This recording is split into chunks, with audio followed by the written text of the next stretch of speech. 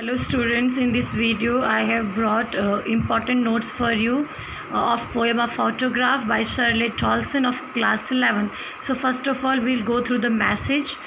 This poem has a wonderful message.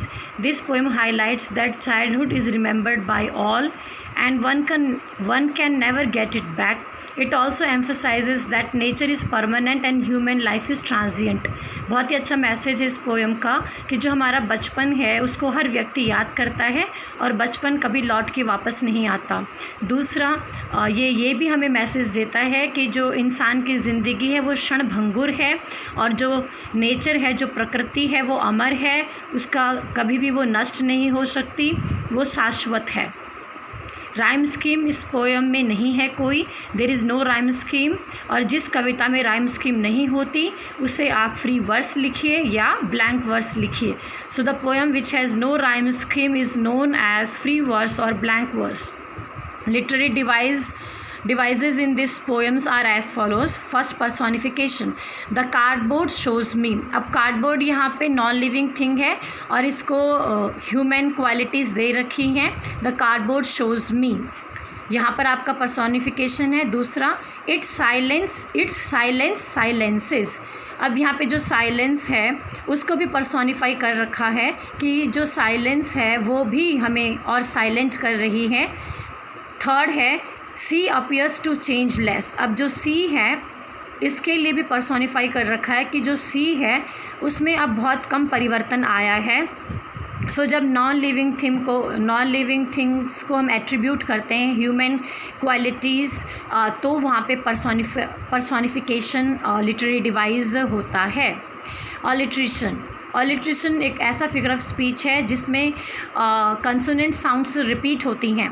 For example, stood still to smile, यहाँ पे S letter repeat हो रहा है और स साउंड रिपीट हो रही है। टेरिबल ट्रांजिएंट, यहाँ पे टी साउंड रिपीट हो रहा है। साइलेंसेस, यहाँ पे एस लेटर रिपीट हो रहा है और स साउंड जो है वो रिपीट हो रही है। सो ऑलिट्रेशन, जिसको आप हिंदी में अनुप्रास अलंकार कहते हैं, इंग्लिश में उसे आप ऑलिट्रेशन कहते हैं।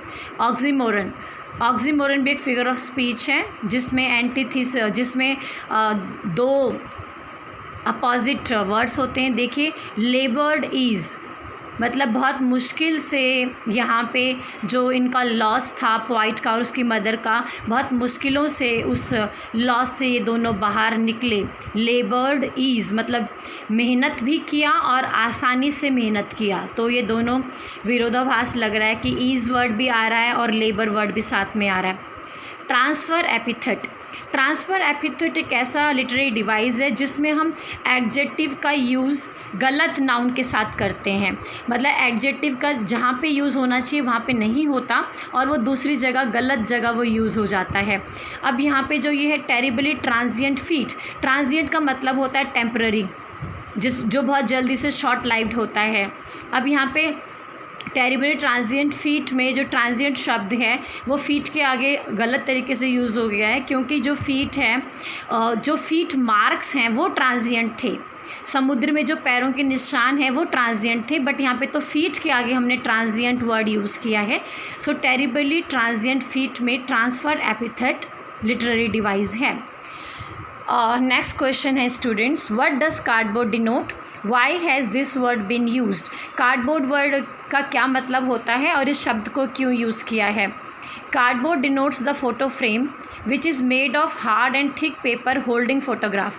कार्डबोर्ड का एक फ़ोटो फ्रेम होता है जो कि एक बहुत बड़े मोटे से पेपर से बनता है और जिसके ऊपर फ़ोटोग्राफ हम लगाते हैं। हमने ये शब्द क्यों यूज़ किया है। This word has been use to show irony, इस वर्ड को ये शो करने के लिए यूज़ किया है कि यहाँ पे आयरनी है। अब आयरनी क्या है कि ये कार्डबोर्ड जो खुद डिस्ट्रॉयबल है, उसने एक ऐसी लड़की की फ़ोटो को इतने सालों से सुरक्षित रखा और वो जो लड़की है वो खुद मर चुकी है और हम यहाँ पे बात कर रहे हैं पोइट की मदर की। So this word has been use to show irony that mere or cardboard is able to keep the photograph of the 12-year-old girl safe up to now, who is dead many years ago. Right? So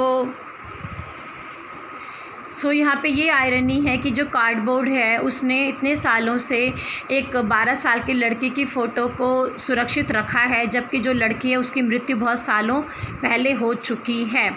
तो यहाँ पे इस बात में irony है। What has the camera captured?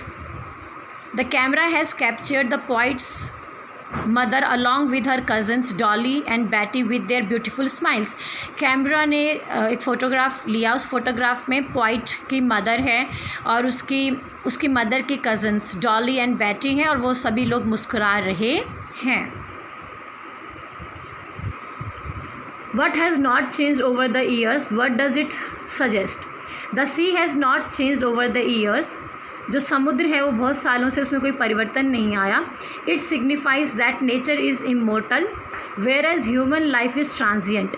इससे ये पता चलता है कि जो नेचर है वो अमर है, प्रकृति अमर है, जबकि जो मानव है, मानव का जो जीवन है वो ट्रांजिएंट है, टेम्पररी है, वो क्षणभंगुर है, किसी भी वक्त मनुष्य की मृत्यु हो सकती है। The poets mother laughed at the snapshot. What this laugh indicate? Poets mother laughed at the snapshot. This indicates that her Joy and youthful spirit. Poet की जो मदर है वो अपनी फ़ोटो पे हंस रही है। स्नैपशॉट का मतलब फ़ोटो। इससे ये पता चलता है कि जो उसकी मदर है वो खुश है और वो अपनी जवानी में है और अपनी जवानी में वो इंजॉय कर रही है।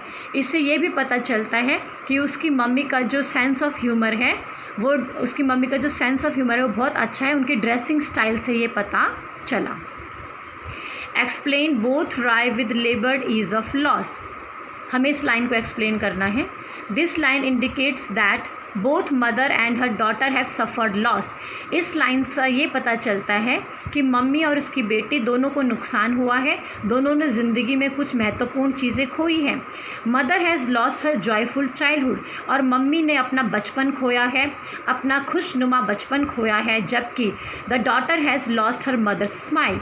और जो बेटी है उसने अपनी माँ की प्यारी स्माइल खोई है, क्योंकि अब उसकी मदर जिंदा नहीं है, उसकी मदर मर चुकी है। Both have learn to accept their loss with so much efforts. और बहुत मुश्किलों से इन दोनों ने अपनी जो लॉस है, इनकी जो ये हानि हुई है, बड़ी मुश्किलों से इस हानि को ज़िंदगी में एक्सेप्ट किया। मतलब बहुत मुश्किल से, बहुत कठिनाई से ये जो नुकसान है इसको अपनी ज़िंदगी में इन्होंने एक्सेप्ट किया। What do three stanza depict? तीनों स्टैंजाज में हमें क्या पता चलता है? First stanza depicts childhood of poet's mother. पहले स्टैंजा में पोइट की मम्मी का बचपन दिखाया गया है।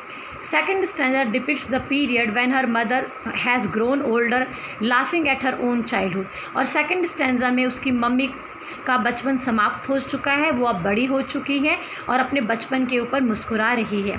Third stanza depicts silence surrounding the poet after her mother's death.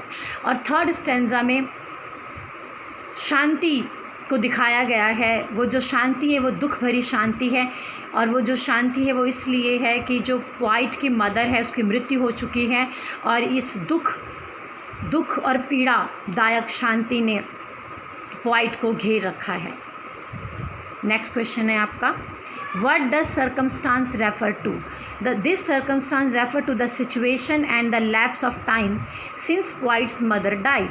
Circumstance का मतलब यहाँ पे इस सिचुएशन से है और इस समय से है जो पोइट की मदर की मृत्यु के पश्चात का है, कि पोइट की मदर की मृत्यु हो चुकी है, उस सिचुएशन को रेफ़र कर रही हैं। और इतना सारा जो समय हो गया है पोइट की मदर की मृत्यु के बाद, उस सिचुएशन को रेफ़र करने के लिए सर्कमस्टांस वर्ड यूज़ किया गया है।